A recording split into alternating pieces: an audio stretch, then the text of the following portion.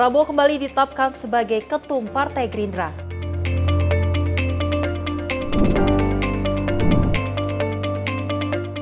Komisi 7 DPR tegaskan tidak boleh ada PHK.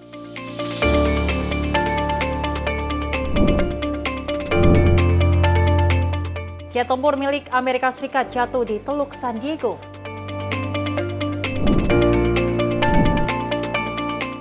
Indonesia lolos ke perempat final Badminton Asia Mix Tim 2025.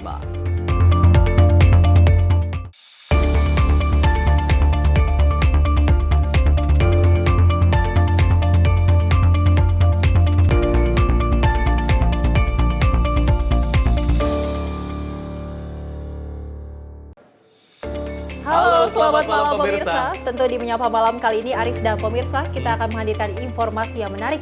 Salah satunya Prabowo Subianto yang telah ditetapkan kembali menjadi Ketum Partai Gerindra periode 2025 hingga 2030. Selain itu kita juga telah merangkum berbagai informasi seputar peristiwa yang terjadi pada hari ini termasuk dengan informasi-informasi seputar olahraga yang akan kita sajikan dalam Menyapa Malam Sport. Bersama saya Alfri Fai. Dan saya Selis Regar, inilah Menyapa Malam Simpo TV selengkapnya.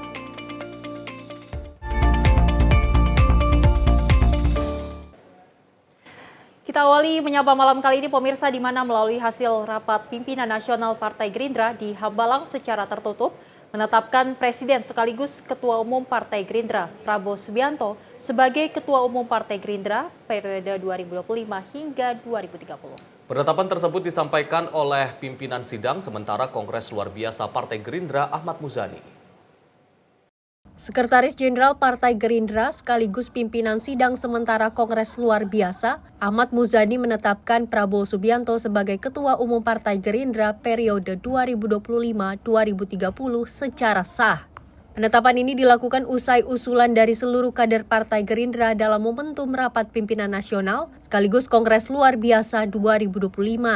Adapun kegiatan yang dihadiri seluruh kader Partai Gerindra tersebut dilaksanakan secara tertutup, dan hanya internal partai saja yang diperbolehkan masuk ke dalam kediaman Prabowo Subianto di Hambalang, Jawa Barat. Yang kedua, DPC, DPD meminta agar Pak Prabowo kembali ditetapkan menjadi Ketua Umum DPP Partai Gerindra. Dan Pak Prabowo tadi kita tanya, kalau itu permintaan kader, permintaan partai, keputusan partai, beliau terima. Akhirnya kita tetapkan beliau menjadi Ketua Umum Partai Gerindra periode 2025-2030. Dukungan ini diberikan ke seluruh kader Partai Gerindra kepada Prabowo Subianto sebagai pemimpin yang diteladani. Sebagai pemimpin yang teladan usai berhasil menduduki kepemerintahan tertinggi untuk 5 tahun ke depan di tanah air. Dari Jakarta, Max, juru kamera Azizul Fahmi, tim liputan Simpo TV. Pemirsa, Presiden Turki Recep Tayyip Erdogan memuji ketegasan Indonesia dalam membela Palestina. Hal itu disampaikan di hadapan Presiden Republik Indonesia Prabowo Subianto saat keduanya melakukan pertemuan bilateral di Istana Kepresidenan Bogor, Jawa Barat pada Rabu siang. Pada perjumpaan itu, Erdogan juga menegaskan sikap Turki yang turut membela Palestina. Ia berpendapat kemerdekaan East Yerusalem yang merupakan bagian dari Palestina tidak bisa lagi ditunda. Selain itu, Erdogan memandang segala upaya yang menghalangi kedaulatan Palestina hanya akan menambah masa konflik yang berimbas pada ketidakstabilan global. Ia berharap kesepakatan antara Turki dan Indonesia dapat menjadi jembatan bagi kemaslahatan warga Palestina. Dan berikut pernyataan dari Presiden Turki Recep Tayyip Erdogan di Istana Kepresidenan Bogor dalam joint statement bersama Presiden Prabowo Subianto. Endonezya'nın Filistin meselesindeki duruşunu takdirle karşılıyoruz. Mengenai masalah Palestina, saya mengapresiasi sikap bangsa Indonesia yang sangat tegas. Önümüzdeki dönemde Gazze'nin yeniden inşasında ve Filistin davasının savunulmasında Endonezya ile birlikte çalışmaya devam edeceğiz. Ke depan, dalam hal pembangunan kembali Palestina pasca konflik, kita akan terus melanjutkan kerjasama ini dengan Indonesia. Altını çizerek tekrar ifade etmek istiyorum.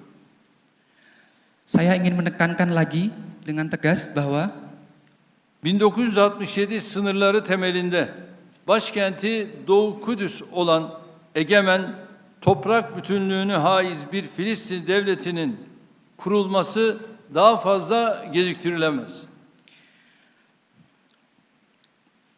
East Jerusalem yang didirikan pada 1967, kemerdekaannya dan kedaulatannya, berdirinya negara Palestina yang merdeka itu tidak bisa diundur-undur lagi. Bunu aşındıracak her türlü adım, her türlü teklif ve proje bizim nazarımızda gayri meşrudur. Daha fazla çatışma, daha fazla kan ve istikrarsızlık demektir. Segala upaya untuk menghalangi kemerdekaan Palestina sebagaimana yang saya maksud di atas tidak sah. Bagi kami ini akan menambah konflik yang terus berkepanjangan, akan menambah darah yang tertumpah dan akan menambah ketidakstabilan di wilayah. Adapun selain menyoroti kebebasan Palestina, Erdogan dan Prabowo membahas sejumlah isu global terkait energi, kesehatan, pertanian, industri pertahanan, hingga pendidikan. Dari Bogor, Jawa Barat, Dio Malau, Sinpo TV melaporkan. Sementara itu pemirsa, usai pertemuan empat mata antara Presiden Prabowo Subianto dan Presiden Erdogan, kedua pemimpin negara tersebut menggelar sidang perdana Dewan Kerjasama Strategis tingkat tinggi di Istana Bogor, Jawa Barat. Dan Presiden Prabowo menyampaikan harapannya atas penguatan kerjasama bilateral antara Indonesia dan juga Turki dalam bidang perdagangan. Sidang perdana High Level Strategic Cooperation Council atau HLSCC digelar di ruang tengah Istana Bogor bersama dengan sejumlah kabinet Menteri Prabowo dan Erdogan setelah keduanya melangsungkan pertemuan tete-a-tete atau pertemuan empat mata dalam mendiskusikan kerjasama antar dua negara. Prabowo menghendaki hubungan yang lebih solid dan kokoh di antara kedua negara, di antaranya dalam sektor perdagangan, karena menurutnya hingga kini antara Indonesia dan Turki belum memiliki perjanjian di sektor perdagangan dengan tujuan berkolaborasi memperkuat ekonomi masing-masing negara. Tak lain dalam sektor pertahanan, Prabowo mengapresiasi hubungan baik antara dirinya dengan sejumlah industri teknologi pertahanan yang dimiliki Turki. Sehingga ia berharap agar joint venture dan joint production yang dilakukan Indonesia dengan beberapa perusahaan Turki dapat berjalan dengan baik. Dan kita ingin joint production bersama industri pertahanan.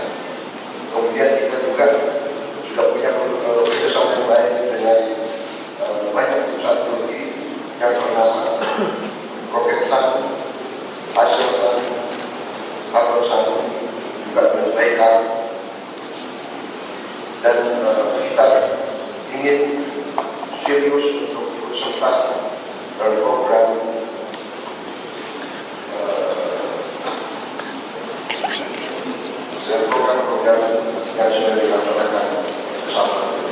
Dari Istana Kepresidenan Bogor, Jawa Barat, Dio Malau, Sinpo TV melaporkan.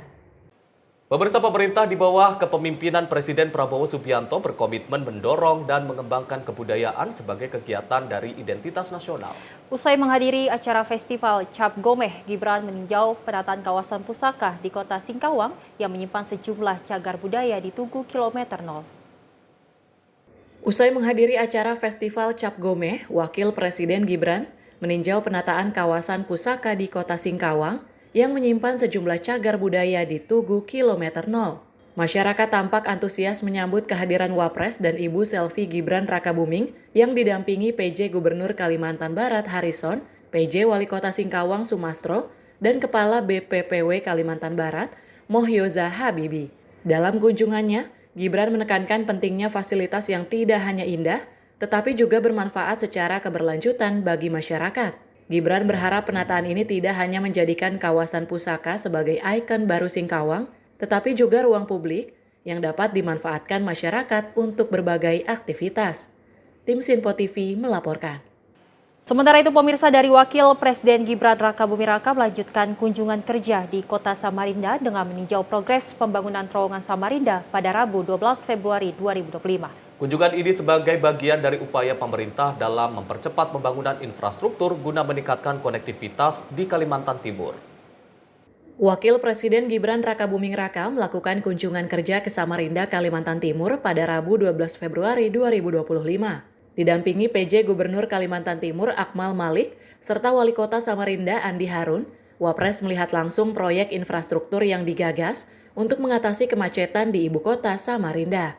Saat meninjau proyek terowongan Selili yang dinilai strategis dalam meningkatkan aksesibilitas di kawasan tersebut, Wapres menegaskan pentingnya penyelesaian proyek ini tepat waktu agar manfaatnya segera dirasakan oleh masyarakat. Selain aspek ketepatan waktu, Wapres juga menyoroti pentingnya keselamatan konstruksi, mengingat tantangan geologi di sekitar lokasi pembangunan, memastikan proyek ini tidak hanya tepat waktu, tetapi juga memiliki kualitas yang optimal. Tim Sinpo TV melaporkan. Pemirsa, sebagai bentuk dukungan terhadap program nasional, Satuan Tugas Pamtas RI PNG Yonif 641 BRU membagikan makanan bergizi bagi anak-anak di pedalaman di Kampung Eroma, Distrik Kurima, Kabupaten Yahukimo, Papua, Pegunungan. Pemberian makanan bergizi gratis bertujuan untuk memperbaiki gizi bagi anak-anak di wilayah setempat. Satuan Tugas Pamtas RIN PNG Yonif 641 Beruang melalui Pos TNI Kurima membagikan makanan bergizi gratis bagi anak-anak pedalaman di Kampung Eroma, Distrik Kurima, Kabupaten Yahukimo. Hal ini dilakukan sebagai bentuk dukungan kepada program Presiden Prabowo, yaitu makan bergizi gratis di seluruh Indonesia. Komandan Pos Kurima Yonif 641 Beruang, Letu Infantri Arsini mengatakan, pemberian makanan bergizi gratis bertujuan untuk memperbaiki gizi bagi anak di wilayah setempat.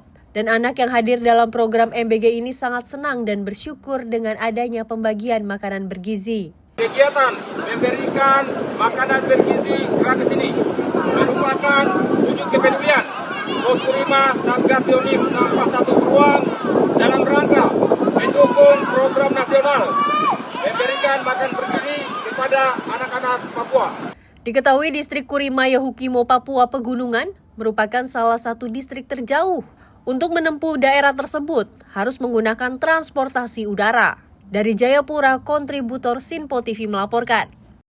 Kita beralih ke informasi lainnya, pemirsa, di mana Menteri Desa dan Pembangunan Daerah Tertinggal Yandri Susanto menerima audiensi Wakil Menteri Perumahan dan Kawasan Permukiman Fahri Hamzah.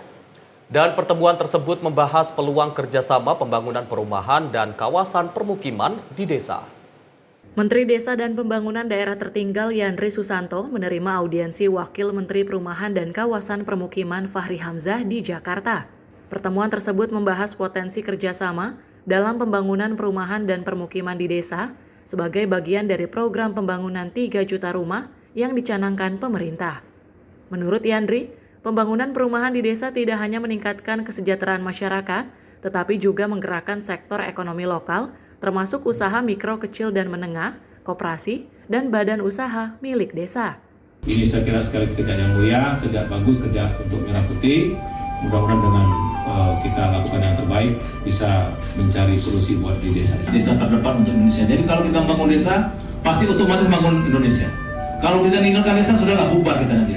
Iya, nanti orang gempur kota semua, waduh, itu akan banyak terjadi persoalan sosial yang begitu masif nanti. Maka sebelum itu terjadi seperti Jepang dan Korea, ya salah satunya perumahan mesti kita ada harapan lah mereka di desa itu. Ternyata pemerintah di bawah Pak Presiden Prabowo membuat perhatian begitu besar. Di antara tadi adalah swasembada papan. Nah, ini istilah keren juga ini. Jadi kalau selama ini kita dengungkan di 12 aksi itu, kita kan swasembada air, swasembada pangan, swasembada energi, sudah swasembada papan. Nah, itu biar jadi program unggulan gitu loh. Sehingga konsep kita antara Kementerian Perumahan itu bisa kita sinergikan. Jadi insya Allah Pak Wamen, kita sangat senang ini. Tinggal nanti setelah ini disinergikan. Intinya kita dukung kebijakan Bapak Presiden Prabowo dengan 3 juta rumah. Termasuk tadi yang perumahan pesisir ya. Kalau pesisir itu pasti di desa semua, hampir itu. Ya kan, maka kita sudah ada MOU dengan Menteri Kelautan. Nanti kita dalam waktu dekat ini festival bangun desa di Kaltim. Kita akan menyulap bekas tambang Pak Wamen yang selama ini banyak nggak bermanfaat atau cenderung menjadi merusak lingkungan, kita akan sulap jadi desa wisata, sekaligus danau itu kita jadikan sumber protein. Nah, sehingga program kita ini bisa diambilkan oleh masyarakat. Seperti diketahui, pemerintahan Presiden Prabowo Subianto akan membangun 3 juta rumah, yakni 1 juta rumah di perkotaan, 1 juta di pedesaan, serta 1 juta rumah di kawasan pesisir. Oleh karena itu, kolaborasi antara Kementerian Perumahan dan Kawasan Permukiman dengan Kementerian Desa penting dilakukan untuk menyukseskan program 3 juta rumah yang akan dilakukan oleh pemerintah. Dari Jakarta, tim redaksi Sinpo TV melaporkan. Pemirsa, Kepala Otorita Ibu Kota Nusantara Basuki Hadimulyono menyampaikan seluruh pegawainya akan berpindah kantor di Ibu Kota Nusantara Kalimantan Timur pada Maret 2025. Dan hal itu disampaikan Basuki usai melakukan rapat kerja bersama Komisi 2 DPR di Gedung Nusantara, Kompleks Parlemen Senayan, Jakarta. Kepala Otorita IKN, Basuki Hadimulyono, mengatakan sebagian pegawainya telah berpindah ke kantor ke IKN guna memastikan kesiapan kantor sebelum pemindahan ASN secara keseluruhan. Pemindahan pegawai aparatur sipil negara Otorita IKN ke Ibu Kota Nusantara baru tersebut dilakukan agar kinerja pegawai lebih fokus pada pembangunan IKN. Menurut Basuki, selama ini pegawai Otorita IKN berkantor di 3 lokasi, yakni di Jakarta, Balikpapan, dan IKN. Dengan pemindahannya keseluruhan pegawainya ke IKN, maka diharapkan seluruh kegiatan bisa lebih terpusat dan terfokus dalam penyelesaian program kerja. Rencana pemindahan seluruh pegawai OIKN ini kan katanya Maret ya ini, kira-kira udah ada tanggalnya nggak? Ya, Maret kan? Pindahan pegawai. Saya sore ini misalnya ke sana, saya mau lihat kantornya, ya, kesiapan kantornya, supaya nanti Maret bisa saya pindah ke sana. Oh, berarti belum ada tanggal tetap di sana? Mau ikut tumpengan, mau ikut selamatan. Secara bertahap? Enggak. Semua sekarang udah ada di sana. Yang Bapak respon ini pegawai Otorita IKN. Ya. Kalau ASN tuh domainnya nanti Kementerian Pan-RB. Iya. Biar lebih proporsional. Kalau yang kebanyakan yang dari OKN sebenarnya sudah ada di sana. Yang di sini kan yang ada di Menara Mandiri. Itu pun dari lantai 17 dan lantai 5, yang 17 sudah nggak ada. Tinggal lantai 5. Jadi saya kira sudah tinggal. Dari Jakarta, Sri Dewi Andayani, Mutia Anggraini, Sinpo TV melaporkan. Pemirsa, usai jeda perayaan Bogor Street Fest Cap Gomeh 2025 akan kami hadirkan untuk Anda. Tetap di Menyapa Malam, Sinpo TV.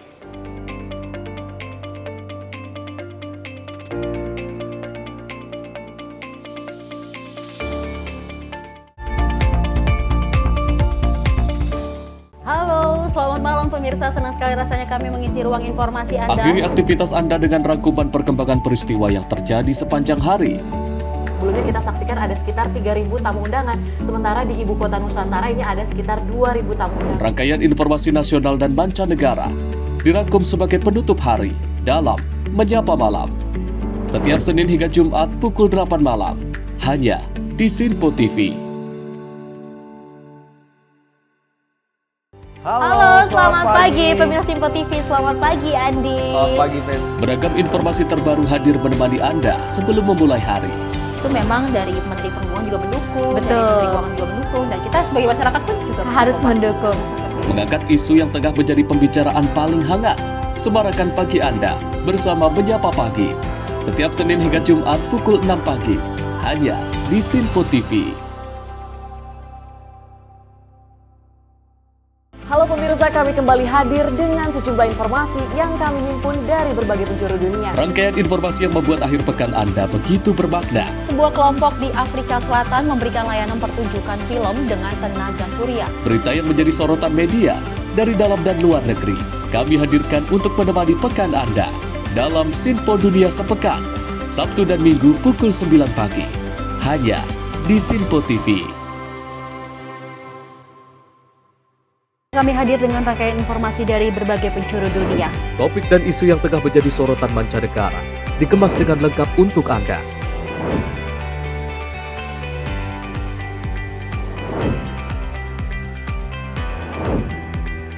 Peristiwa penting yang terjadi dari berbagai belahan dunia ini hadir dalam Sinpo Dunia setiap Senin hingga Jumat pukul 7:30 malam, hanya di Sinpo TV.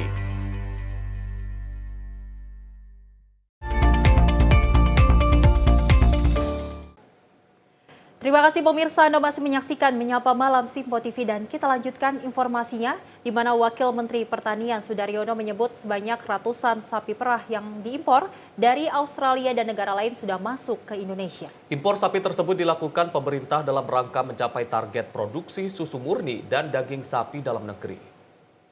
Pemerintah dalam hal ini Kementerian Pertanian mengatakan ratusan sapi perah yang salah satunya diimpor dari Australia telah masuk ke Indonesia.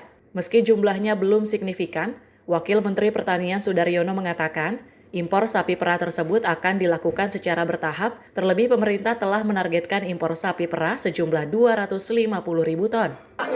Sudah mulai masuk, tapi memang belum banyak, tapi sudah berapa ya? Kalau nggak salah ada yang berapa ratus atau berapa ribu gitu yang sudah masuk.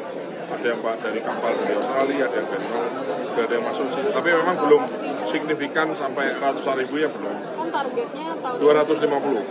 Tapi ratusan Sudah ada, ya sudah ada ratusan ekor masuk di sini. Aku ada. Berapa ya? Kalau nggak salah kemana aku dilapori minggu lalu sama Pak Dirjen Peternakan ya. Aman sih. Udah perusahaan yang komitmen itu udah nambah sih ya Pak? Perusahaannya nggak. Kalaupun ada penambahan 1-2 lah, nggak signifikan udah nambah berapa ratus. Ya mungkin nambah 1-2. Dan yang impor ini yang memang pengusaha yang memang pengusaha dalam negeri yang memang punya sapi perah di Indonesia. Adapun impor sapi perah ini dilakukan untuk mengembangkan dan meningkatkan produksi daging sapi dalam negeri dan produksi susu untuk mendukung program makan bergizi gratis. Dari Jakarta, Sri Dewi Andayani, Mutia Anggiani, Sinpo TV melaporkan. Kita beralih ke informasi lain, pemirsa. Kapolri Jenderal Polisi Listio Sigit Prabowo bertemu dengan Ketua PBNU Alisa Wahid di Gedung Mabes Polri membahas berbagai isu kebangsaan, termasuk keberagaman dan kekerasan di lingkungan pendidikan. Dan Kapolri menegaskan komitmennya untuk menjaga keberagaman sebagai salah satu kekuatan utama bangsa Indonesia. Kami menyambut baik karena memang ini menjadi salah satu isu yang menjadi perhatian publik dan kami Polri juga sangat concern terhadap isu tersebut. Oleh karena itu kami juga melakukan perimbangan dengan terus membesarkan ataupun memperluas organisasi ataupun satuan kerja yang khusus menangani masalah isu-isu terhadap kekerasan perempuan ataupun kekerasan anak, dan khusus hari ini adalah kekerasan yang terjadi di pondok pesantren. Tentunya kami segera akan mengambil langkah cepat untuk segera bisa merealisasikan MOU untuk segera bisa diimplementasikan. Kemudian yang kedua, tentunya kami juga sangat senang bahwa kita terus berkomitmen untuk menjaga keberagaman, menjaga toleransi, karena memang Indonesia ini adalah negara dengan masyarakat, penduduk, ras yang beraneka ragam, dan itu adalah kekuatan yang harus kita jaga sebagai kekuatan yang dimiliki oleh Indonesia. Oleh karena itu kita juga akan mengambil langkah-langkah lebih lanjut untuk melaksanakan kerjasama lanjutan terkait dengan masalah hal-hal tersebut. Informasi lainnya pemirsa, di mana Komisi 7 DPR RI menegaskan bahwa kebijakan efisiensi anggaran yang dilakukan pemerintah terhadap kementerian dan lembaga tidak boleh menimbulkan pemecatan terhadap para pegawainya maupun pegawai honorer atau pegawai lepas.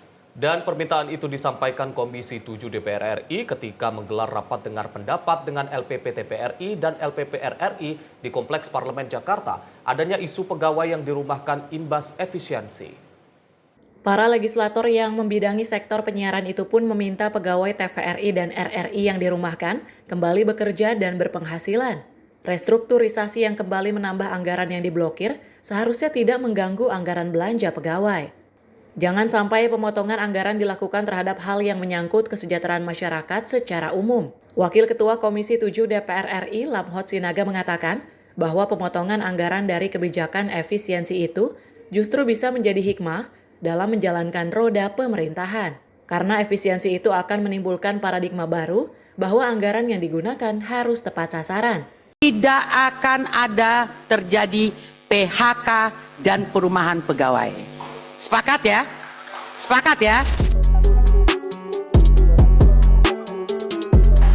Jadi kalau ada nanti terjadi perumahan pegawai, nah ini berarti Bapak melanggar. Kemudian Yang kedua, saya hanya mengingatkan saja bapak-bapak yang ada ini, tentunya abis ini kan bapak melakukan realokasi lagi nih, ya kan, realokasi daripada anggaran, postur anggaran yang bapak miliki. Pesan saya adalah di dalam melakukan realokasi dari anggaran ke depan agar dipertimbangkan dan dipastikan bahwa efisiensi anggaran yang ada saat ini itu yang paling depan itu mengedepankan kepentingan publik umum, orang banyak, rakyat Pak. Itu yang dipentingkan. Nah, tolong dipertimbangkan ketika bapak-bapak nanti mengalokasikan anggaran yang ke depan karena kesejahteraan umum itu menjadi tanggung jawab bapak. Pemerintah pun sudah menginstruksikan agar pemotongan anggaran dilakukan terhadap aspek-aspek tertentu, contohnya alat tulis kantor dan perjalanan dinas. Untuk itu, dia pun meminta agar pemotongan anggaran tetap berada di dalam koridor tersebut, bukan justru memotong anggaran belanja pegawai yang menimbulkan pemecatan. Tim redaksi Sinpo TV melaporkan. Sementara itu, pemirsa, anggota Komisi 9 DPR RI Neti Prasetyani mengapresiasi program cek kesehatan gratis pada hari ulang tahun. Dan menurutnya pemirsa, program tersebut sangat menarik karena masyarakat dapat mengetahui resiko penyakit melalui deteksi dari awal. Hal ini disampaikan anggota Komisi 9 DPR RI Neti Prasetyani saat rapat kerja Komisi 9 DPR RI dengan Menteri Kesehatan beserta jajarannya pada 10 Februari 2025. Neti Prasetyani mengapresiasi program Presiden Prabowo Subianto yaitu cek kesehatan gratis pada hari ulang tahun. Berdasarkan video yang diunggah di akun sosial media Instagram @dpr_RI, Neti menyampaikan kepada masyarakat agar memastikan diri terdaftar untuk mendapatkan hak cek kesehatan gratis tersebut. Nah, tentu saja cek kesehatan gratis ini membuat orang memiliki awareness ya terhadap kesehatan dirinya. Jadi kalau kita bicara deteksi dini, nah tentu cek kesehatan gratis ini menjadi salah satu langkah untuk melakukan deteksi dini terhadap sejumlah gangguan kesehatan. Lebih lanjut, Neti menyampaikan mengajak seluruh masyarakat untuk mengawal bersama-sama program pemerintah lainnya agar berdampak baik bagi masyarakat. Dari Jakarta, tim redaksi Sinpo TV melaporkan. Sementara itu pemirsa, anggota Komisi 2 DPR RI Edi Olowan Pasaribu menduga ada oknum di Kementerian Agraria dan Tata Ruang atau Badan Pertanahan Nasional yang terlibat praktik mafia tanah. Dan pernyataan itu disampaikan pada rapat dengar pendapat Komisi 2 dengan Kepala Kanwil BPN Provinsi Jawa Barat hingga Lembaga Anti Mafia Tanah di Gedung Nusantara DPR RI Senayan, Jakarta. Praktik mafia kerap membuat masyarakat kehilangan hak atas tanah yang mereka miliki. Salah satu modus yang sering terjadi adalah penyerobotan dan penggusuran, juga penerbitan sertifikat ganda hingga menyebabkan konflik. Tidak pernah saya dengar di ruangan ini, kita kalau ada lembaga atau institusi yang melakukan sebuah kesalahan itu kita sebut oknum. Tapi kemarin kami salah satu anggota bilang BPN ini sarang mafia. Dampak dari lemahnya penegakan hukum agraria, menurutnya masyarakat seringkali hanya dipinta menempuh jalur hukum meski dasar permasalahannya berasal dari oknum BPN itu sendiri. Politisi PAN ini meminta Kementerian ATR BPN segera menertibkan oknum-oknum pegawai agar praktik mafia tanah dapat dihentikan. Sementara itu ada sejumlah pengaduan dan laporan masuk ke Komisi 2, diantaranya dari Kemas terkait penyerobotan dan juga penggusuran lahan warga, klaster Setia Mekar Residen di Tambun Selatan seluas 3,3 hektar sebagai dampak putusan PN Cikarang. Saya ini punya keresahan juga, kadang kita konflik agraria sudah bertahun-tahun bukan berkurang makin bertambah. Karena dari Bapak Pasaribu juga tadi menyampaikan kalau ada komisi pemberantasan mafia tanah. Filosofinya kan sama Pak, seperti KPK, bagaimana lembaga-lembaga hukum yang tidak berfungsi untuk memberantas korupsi, makanya ad hoc lahir KPK. Nah, ini kan secara psikologi ini kan karena udah harapan terakhir. Saya pengen begini kasih catatan. Itu ide yang bagus, tapi jangan sampai di bawah ATR BPN, Pak. Itu kalau bisa berdiri sendiri. Selanjutnya pengaduan dari Lembaga Anti Mafia Tanah Indonesia terkait penggusuran lahan perumahan tanah di Duren Sawit, Jakarta Timur sebanyak 14 rumah dengan luas lahan 3.887 meter persegi.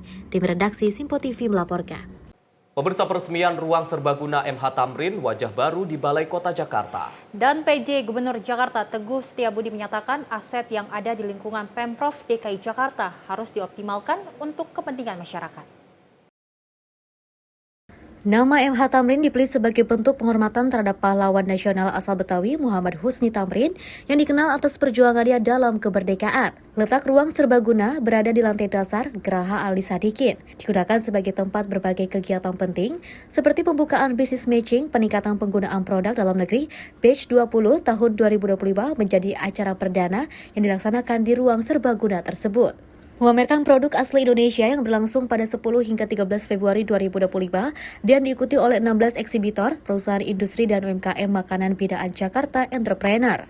Apa yang ada di lingkungan pemerintah provinsi, aset-aset yang ada di lingkungan pemerintah provinsi DKI Jakarta harus dioptimalkan juga untuk kepentingan masyarakat, untuk memberikan pelayanan yang terbaik kepada masyarakat, yang dampaknya bisa mensejahterakan masyarakat, termasuk bisnis matching ini, yang mempertemukan para pelaku-pelaku usaha, pengusaha-pengusaha dengan jajaran di lingkungan pemerintah Provinsi DKI Jakarta.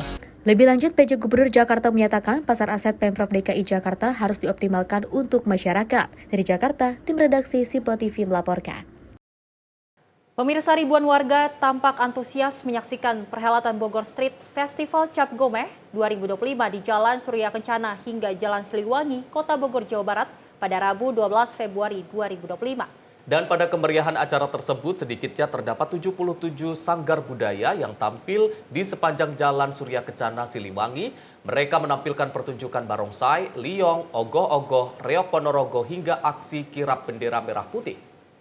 Ribuan masyarakat telah berkumpul untuk menyaksikan perhelatan Bogor Street Festival Cap Gomeh atau BSF CGM 2025 di Jalan Surya Kencana hingga Jalan Siliwangi, Kota Bogor, Jawa Barat pada Rabu sore. Bogor Street Festival Cap Gomeh digelar sebagai puncak perayaan Imlek 2025, perayaan dengan penampilan parade seni dan budaya termasuk barongsai ini. Di lokasi, warga tampak sudah memadati sepanjang trotoar Jalan Surya Kencana yang dibatasi pagar besi. Mereka rela berdesak-desakan untuk menyaksikan parade berbagai seni dan budaya, salah satunya parade barongsai. Perayaan Cap Gomeh ini berlangsung 15 hari setelah Imlek. Panitia pelaksana menyuguhkan parade liong dan barongsai, marching band, hingga ogoh-ogoh. Perayaan Cap Gomeh di Bogor ini mengusung tema A New Beginning menyongsong era baru. Tim redaksi Simpo TV melaporkan. Pemirsa, seekor buaya lebih dari 3 meter berenang di depan rumah warga. Tetap di Menyapa Malam, Simpo TV.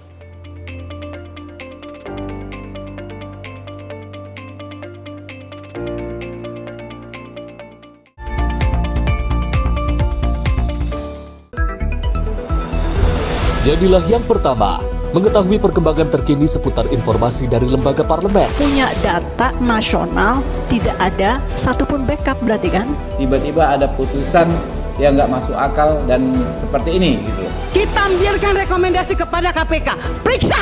Kami hadirkan informasi paling akurat untuk mengawal setiap informasi dalam rapat komisi dan paripurna. Tentunya bersama saya Andi Rezaldi yang telah kami rangkum dalam program Simpo Parlemen. Saya Arif Rifani. Saksikan Simpo Parlemen setiap Sabtu pukul 6 pagi, hanya di Simpo TV.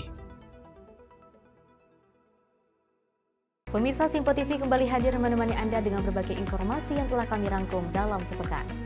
Sajian lengkap informasi sepekan kami hadirkan untuk Anda. Badan Legislasi DPR menemui masa unjuk rasa di depan gedung DPR RI Senayan, Jakarta. Menemani akhir pekan Anda bersama keluarga dengan rangkuman berita menyeluruh dalam Simpo Sepekan setiap minggu pukul 6 pagi hanya di Simpo TV. Pemirsa, Simpo TV kembali hadir menemani Anda dengan berbagai informasi yang telah kami rangkum dalam sepekan. Sajian lengkap informasi sepekan kami hadirkan untuk Anda.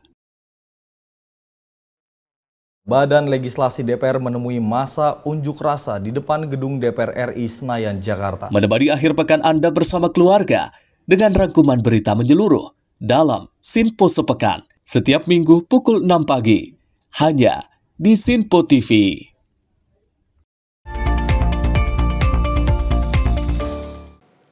Pemirsa, Anda kembali menyaksikan Menyapa Malam Simpo TV. Sebuah jet tempur Amerika Serikat jenis EA-186 jatuh di Teluk San Diego saat melakukan pendaratan hari ini 13 Februari 2025. Untungnya kedua pilot pesawat berhasil menyelamatkan diri dengan melontarkan diri keluar dari pesawat sesaat sebelum kecelakaan terjadi.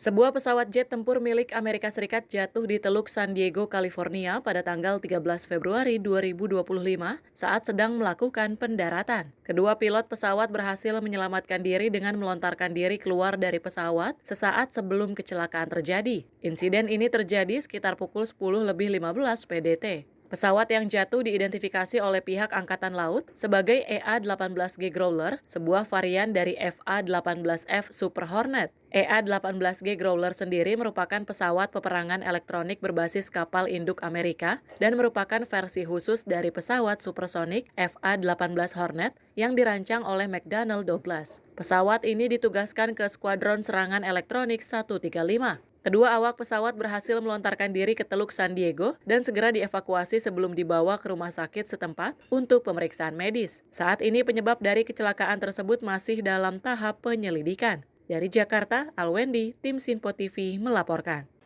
Kita beralih ke informasi lainnya pemirsa, di mana hukuman bagi Harvey Moise dalam kasus korupsi pengelolaan timah senilai 300 triliun rupiah akhirnya diperberat oleh Pengadilan Tinggi. Sebelumnya, Pengadilan Negeri menjatuhkan vonis 6,5 tahun penjara, namun Hakim Pengadilan Tinggi menjatuhkan vonis yang jauh lebih berat, yaitu 20 tahun penjara, serta menaikkan uang pengganti menjadi 420 miliar rupiah. Vonis baru terhadap Harvey Moise dianggap sebagai angin segar dalam penegakan hukum, khususnya dalam kasus korupsi besar di Indonesia. Sebelumnya putusan 6,5 tahun penjara mendapat kritik tajam karena dianggap tidak sebanding dengan besarnya kerugian negara yang ditimbulkan. Ex-penyidik KPK Yudi Purnomo mengarahkan putusan ini merupakan langkah maju dalam penegakan hukum, terutama dalam kasus korupsi yang merugikan negara hingga ratusan triliun rupiah. Peningkatan vonis juga merupakan sinyal bagi para pelaku kejahatan korupsi lainnya bahwa para koruptor tidak akan bebas dari hukuman berat. Akhirnya keadilan dalam kasus korupsi dalam pengelolaan timah terwujud hari ini. Pengadilan Tinggi memutuskan hukuman bagi Harvey Moise diperberat dari sebelumnya hanya 6,5 tahun, kemudian jaksa banding karena tuntutannya 12 tahun tidak terpenuhi, Hakim Pengadilan Tinggi malah menjatuhkan lebih berat dari tuntutan jaksa dan dari pengadilan di bawahnya, yaitu 20 tahun penjara. Artinya ini sudah maksimal dalam hukuman penjara yang bisa dihitung. Hukuman ini tentu mewujudkan rasa keadilan bagi kita semua karena kasus ini menjadi ramai, menjadi viral. Bagaimana mungkin ada orang yang korupsi terkait kerugian negara kena pasal 2 dan pasal 3 tindak pidana korupsi, namun hanya 6,5 tahun kerugian negaranya 300 triliun. Dan hakim banding pun menaikkan uang pengganti yang sebelumnya hanya 210 miliar menjadi 420 miliar. Ya, kita harap tentu ini juga akan bisa berlanjut ke tingkat selanjutnya karena kemungkinan pihak Harvey Moise akan melakukan kasasi ya. Dan memang Pengadilan Tinggi ini bukanlah upaya hukum yang terakhir. Namun setidaknya untuk sementara ini memberikan rasa kepercayaan kita lagi kepada penegakan hukum, terutama kasus korupsi. Dan setidaknya pengadilan berhasil memberikan rasa keadilan kepada masyarakat yang tentu kita mempunyai logika ya terkait dengan hukum yang ada di negeri kita. Lebih lanjut, Yudi juga menegaskan putusan Pengadilan Tinggi juga membuktikan bahwa masih ada harapan untuk penegakan hukum di Indonesia. Dari Jakarta, Tim Liputan Sinpo TV melaporkan. Pemirsa, seorang pria di Kabupaten Bandung, Jawa Barat dibekuk polisi lantaran mencabuli seorang anak perempuan di bawah umur dan 2 perempuan dewasa. Dan pelaku melancarkan aksi asusila tersebut dengan modus berpura-pura menjadi dukun supranatural yang bisa menyembuhkan berbagai macam penyakit. Beben, pria berusia 31 tahun ini, dibekuk Satuan Reserse Kriminal Polresta Bandung lantaran melakukan perbuatan tak senonoh dengan mencabuli 3 perempuan di kawasan Banjar, Kabupaten Bandung, Jawa Barat. Mirisnya 1 dari ketiga korban merupakan anak perempuan yang masih di bawah umur. Perbuatan cabul ini terkuak setelah salah satu keluarga korban melaporkan Beben kepada polisi. Berdasarkan hasil pemeriksaan, pelaku Beben melancarkan perbuatan asusilanya tersebut dengan berpura-pura menjadi seorang dukun supranatural yang bisa menyembuhkan berbagai macam penyakit. Pelaku mengaku kilaf karena tergiur dengan kemolekan tubuh korban saat melakukan praktek pijat ketika menjadi dukun jadi-jadian. 9 tahun, Pak. 9 tahun? 9 tahun, ya. 9 tahun? Iya, Pak. 9 tahun. Biasanya Beben datang ke rumah para korban atau di rumah juga buka praktek? Enggak, di rumah mah enggak, Pak. Aku mau panggilan. Panggilan? Iya. Tukang terapi, ongkos saya mah, Pak. Sebenarnya bisa mengobati supernatural atau mijit? Mijit sama supernatural sedikit-sedikit, Pak. Sedikit? Iya, supernatural sedikit-sedikit. Oh gitu? Ya. Cabulnya berapa kali? Cuma di situ doang, Pak. Lain cuma Di situ doang, Pak. Oh, di situ doang? Di situ doang. Gimana kok? Kenapa sampai satu rumah bisa 3 orang itu gimana ceritanya? Hilap, Pak. Hilap? Hah? Kenapa? Hilap, Pak. Hilap. Kepada polisi, pelaku sudah menjadi dukun palsu selama 9 tahun itu mengaku melakukan aksi asusilanya tersebut di berbagai ruangan seperti dapur dan kamar korban. Disitulah Beben melancarkan aksi bejatnya dengan memeluk, mencium bibir, dan menggesek-gesekkan alat kelamin miliknya ke kelamin korban dengan alasan sebagai salah satu cara untuk menyembuhkan penyakit. Motif pelaku adalah tadi itu mencabuli para korban dengan berpura-pura atau mengaku sebagai supernatural atau katakanlah di kampung biasanya itu dukun lah, seperti itu kira-kira. Korban cabulnya yaitu ada yang memeluk ya, ada yang dipeluk, mencium bibir, kemudian sampai dengan menggesek-gesekkan kelamin ke vagina. Guna mempertanggungjawabkan perbuatannya, pelaku kini harus mendekam di balik dinginnya jeruji besi maksimal selama 15 tahun karena melanggar pasal perlindungan anak. Dari Kabupaten Jawa Barat, kontributor Sinpo TV melaporkan. Sementara itu, pemirsa, seorang bocah laki-laki berusia 5 tahun terkena peluru nyasar saat sedang tertidur di rumahnya di Jalan Utama 2 Cengkareng Barat, Cengkareng, Jakarta Barat. Akibat peristiwa ini, bocah tersebut mengalami luka sobek di bagian kaki sebelah kiri hingga harus menjalani perawatan medis. Inilah beberapa barang bukti pasca insiden peluru nyasar berupa foto di rumah korban yang berlokasi di Jalan Utama 2, Kelurahan Cengkareng Barat, Kecamatan Cengkareng, Jakarta Barat. Terlihat genteng dan juga abses rumah korban tampak berlubang akibat kencangnya terjangan peluru yang masuk ke dalam. Akibatnya, bocah laki-laki berusia 5 tahun berinisial M menjadi korban peluru nyasar di mana korban mengalami luka sobek pada bagian kaki sebelah kiri hingga harus menjalani perawatan medis. Tak hanya itu, selongsong peluru berukuran 9 mm yang juga menyasar ke dalam rumah korban turut diamankan oleh orang tua korban. Menurut keterangan orang tua korban, kejadian ini terjadi pada hari Selasa malam kemarin, ketika anak, istri, dan juga dirinya tengah tertidur di lantai 2 rumah. Tiba-tiba korban yang merupakan anaknya tersebut menangis keras hingga orang tua korban menghampirinya dan terkejut saat melihat anaknya bersimbah darah hingga akhirnya dibawa ke rumah sakit terdekat untuk mendapatkan pertolongan medis. Korban anak saya yang umur 5 tahun. Itu gimana Pak kronologinya? Jadi posisi tanggal 11, 22.15 jamnya kita lagi tidur, tiba-tiba dengar suara cus. Kita ngeliat ke atas apa sih yang jatuh, kok ada lubang ataunya anak udah nangis. Ya udah kita lihat kakinya ada luka, kita pindahin, kita pengobatan pertama. Kita lapor, langsung bawa ke rumah sakit. IGD ya 3 jahitan, suntik tetanus, sama ronsen sih aman.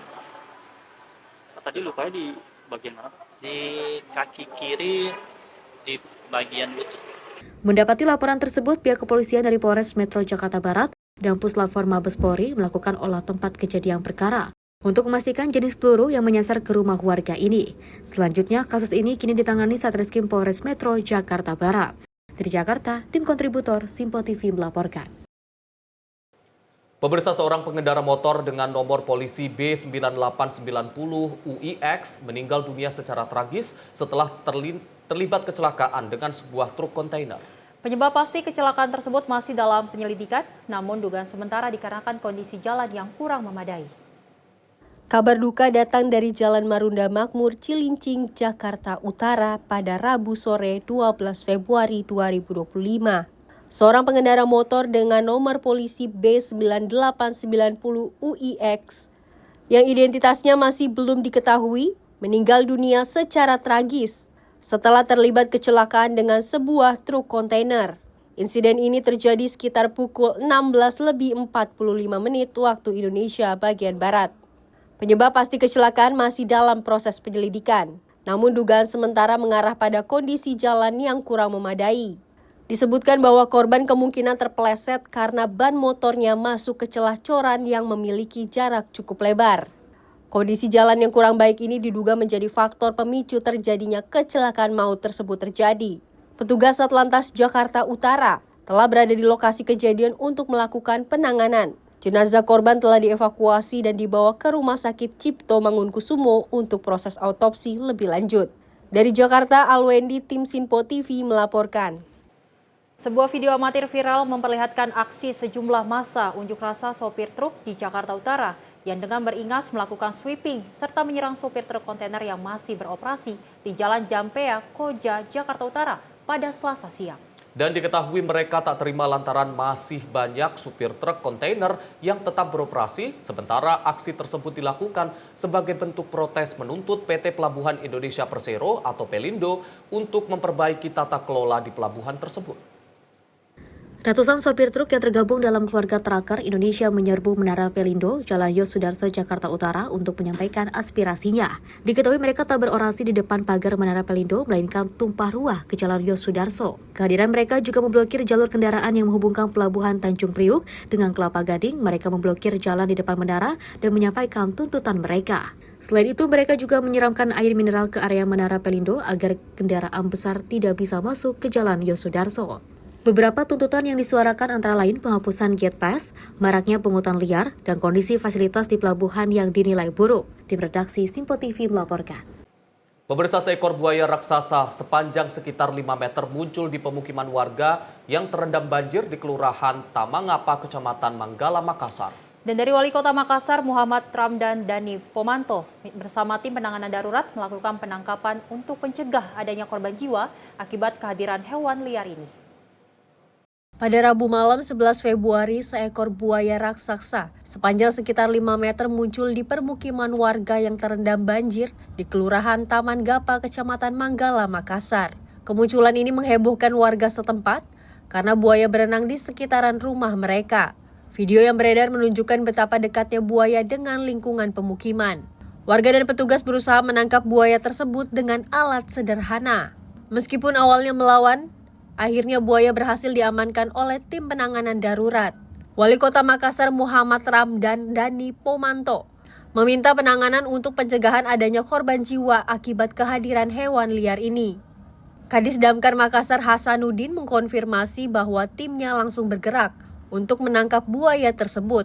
Ia juga menghimbau warga untuk tetap waspada karena kemungkinan masih ada satwa liar lainnya, seperti ular bahkan buaya lain yang masuk ke pemukiman akibat banjir. Hal ini penting agar warga dapat menjaga keselamatannya dan menghindari potensi bahaya dari hewan liar yang terbawa arus banjir ke area pemukiman penduduk.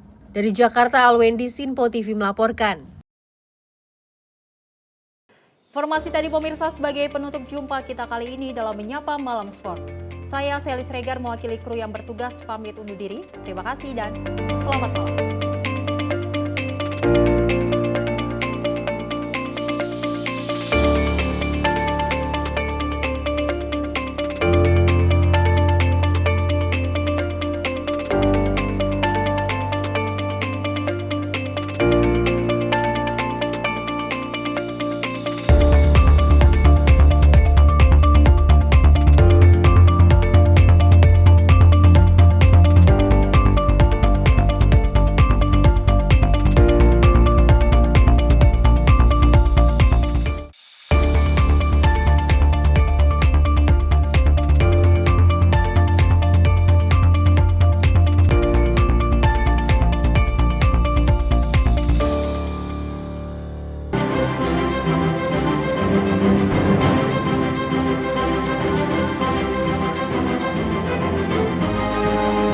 Simple TV, News, Sport, Entertainment.